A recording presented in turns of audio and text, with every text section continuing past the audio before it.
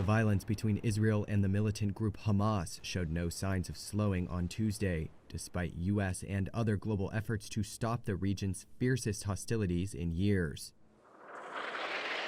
Gaza health officials said the Palestinian death toll has risen above 200 people after more than a week of Israeli airstrikes and artillery fire.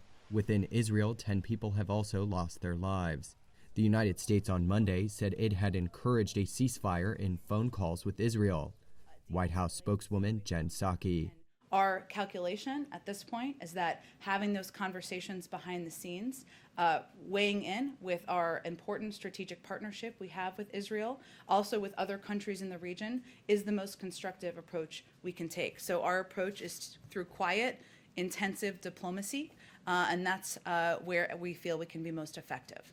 But President Joe Biden is facing growing pressure from lawmakers in his own Democratic Party to play a more vocal role.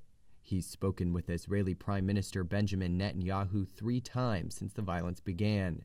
Biden has strongly defended Israel's right to defend itself from Hamas, which the U.S. calls a terrorist organization.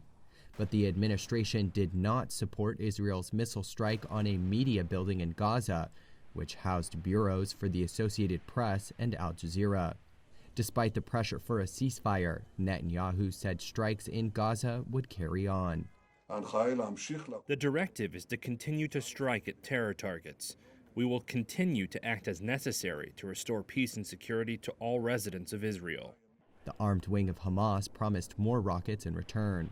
Egypt and United Nations mediators have also stepped up diplomatic efforts, while the UN General Assembly will meet later this week to discuss the violence.